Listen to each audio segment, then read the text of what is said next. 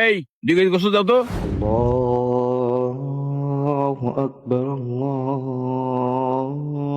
চাচা এখন আমি গোস্ত দিতে পারবো না, এখন হবে না। কেন বেচবে না কেন? আমি কি মাগনা নিতে আইছি? 2 কেজি গোস্ত পাবো? চাচা আমার কাছ থেকে যদি গোস্ত নিতে হয় তাহলে আপনাকে একটু অপেক্ষা করতে হবে। আরে এই আহাম্মক নাকি কাস্টমারে অপেক্ষা করতে কয়? আজান দিয়ে দিচ্ছে তো, আমি নামাজ পড়তে যাব, নামাজ পড়ে এসে তারপরে আপনাকে দিচ্ছি। আরে না, আমার 2 কেজি গোস্ত দিয়ে দাও। এই গোস্ত দিতে তোমার কত সময় লাগবে? না চাচা, এখন আমি গোস্ত দিতে গেলে আমার জামাত মিস হয়ে যাবে। আপনি যদি অনেক ব্যস্ত থাকেন তাহলে এই পাশের দোকান থেকে নিতে পারেন।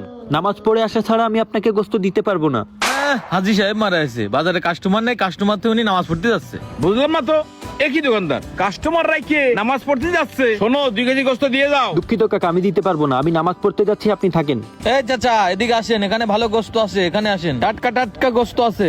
বুঝলাম না, একিরাম দোকানদার গোস্ত না দিয়ে চলে গেল নামাজ পড়তে। আরে চাচা অনেক কি করতে গেছেন, ওর মাংস বেশি একটা ভালো না, এই জন্যই কাস্টমার থুয়ে চলে যাচ্ছে। আপনার কয় কেজি মাংস লাগবে বলেন? ভালো দেখে 2 কেজি মাংস দাও, তাড়াতাড়ি করো। আচ্ছা চাচা ঠিক আছে, আপনাকে একবারে টাটকাটা দিচ্ছি, ঠিক আছে? হ্যাঁ, টাটকা মাংস দাও।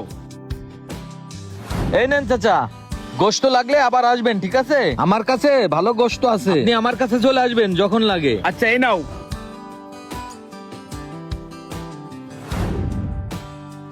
এই তোর কি বেচা কিনা করার ইচ্ছা আছে? কাস্টমার থুয়ে নামাজ পড়তে চলে গেলে কি জন্য?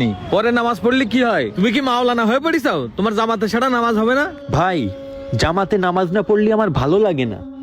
আর রিজিকের মালিক তো আল্লাহ। ওই কাস্টমার চলে গেছে মানে কি আমি গোশ বেচতে পারবো না? কাস্টমার তো আমি পরেও পাবো, কিন্তু জামাত ছুটে গেলি তো আমি ওই নামাজ পড়তে পারবো না। আর পরে আরে এই সময়টা হচ্ছে বেচা কিনা করার সময়। এই দেখ আমার সব শেষ হয়ে গেছে, আর অল্প আছে, তোর তো সব পড়ে রয়েছে, কখন বেচবি নি ওগুলো? সমস্যা নেই, আল্লাহ ভরসা, আল্লাহ যা করবে তার উপরে আমি সন্তুষ্ট থাকবো। হ্যাঁ ওরম করলি তোমার আর ব্যবসা করা লাগবে না। শোন, এই দীর্ঘ 10-15 বছর ধরে আমি ব্যবসা করি, আমার যতটুকু এক্সপেরিয়েন্স, ঠিক আছে? তুই যদি এরকম করিস তাহলে হ্যাঁ ব্যবসা করতে পারবি না, ঠিক আছে? ব্যবসার সময় ব্যবসা কর। বাবা আমার ছেলেটা খুব অসুস্থ, কাঁদে টাকা দিবা চিকিৎসার জন্য? আপনার ছেলে অসুস্থ চাচি? হ্যাঁ বাবা, আমার ছেলেটা খুব অসুস্থ। এটা রাখেন চাচি। আলহামদুলিল্লাহ, আল্লাহ তোমার ভালো করুক। ঠিক আছে চাচি, যান তাহলে।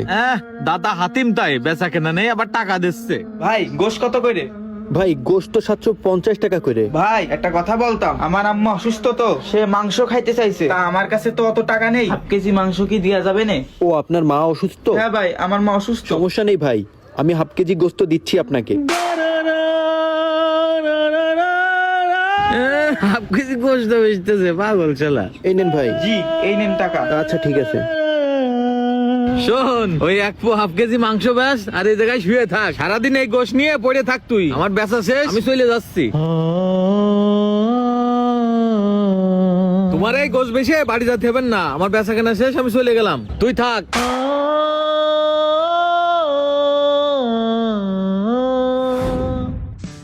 এই ভালো মাংস আছে? হ্যাঁ মাংস হবে চাচা, ভালো মাংস হবে। এখানে কত কেজি মাংস হবে? এখানে মাংস 25 কেজি হবে। আচ্ছা, সবটুকু দিয়ে দাও। মাংস সবটুকু নিবেন? হ্যাঁ, আমার বাড়ির অনুষ্ঠান তো, সবটুকুনি লাগবে। চাচা 25 কেজি মাংসই নিবেন? হ্যাঁ বাবু, সবটুকুনি দাও। আলহামদুলিল্লাহ। যাক চাচা, তাহলে আমি গোশতগুলো কেটে রেডি করতেছি, আপনি একটু পরেই আসেন। আচ্ছা ঠিক আছে, তাহলে তুমি রেডি করো, আমি কাজ সেরে আসি, বাজারে আমার একটু কাজ আছে। আচ্ছা ঠিক আছে। আলহামদুলিল্লাহ। এই উসমান দাঁড়া। হ্যাঁ বাবু ভাই বলেন।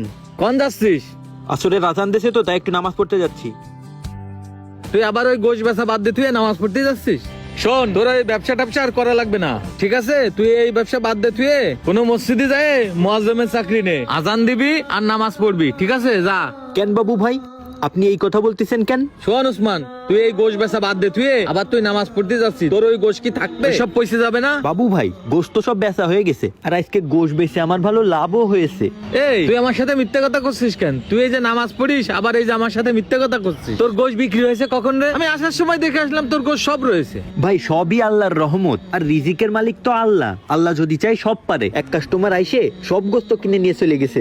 কি করছিস? কেবল দেখে আসলাম এতগুলো কোষ একবারে সব বিক্রি করে ফেলাছিস? ভাই দিয়ার মালিক তো আল্লাহ, আমরা শুধু চেষ্টা করতে পারি।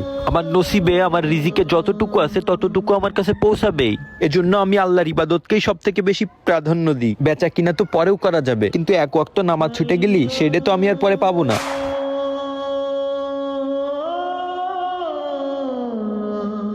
শুধু ব্যবসা করলেই তো হবে না, আখিরাতে তো কামাতে হবে। আল্লাহর রহমত যদি আমাদের সাথে থাকে তাহলে আমাদের সবই হবে। আমি তো তাহলে দুই দিকই লস করে ফেলালাম, দুনিয়াও হইলো না আমার, আখিরাতও হইলো না।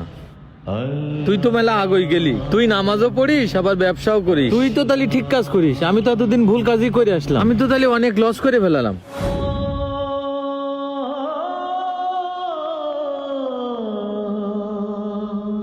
না ভাই, এখনো লস করেননি, এখনো সময় আছে। ওই যে মসজিদে আসরের আজান দেশে, চলেন নামাজ পড়ে আসি। হ্যাঁ চল। রিজিকের মালিক আল্লাহ তাআলা, তাই সব কাজ কাম বাদ দিয়ে আগে আমাদেরকে আল্লাহ তাআলার ইবাদত করতে হবে। মনে রাখতে হবে আল্লাহ তাআলা আর রাজ্জাক, আর তিনি আমাদের রিজিকে যেইটা লিখে রেখেছেন সেইটা আমাদের কাছে পৌঁছাবে। শুধুমাত্র ধৈর্য ধরে আল্লাহ তাআলার উপর ভরসা রাখতে হবে। তাই নামাজকে বলো না কাজ আছে, কাজকে বলো আমার নামাজ আছে। নামাজকে বলো না কাজ আছে, কাজকে বলো আমার নামাজ আছে।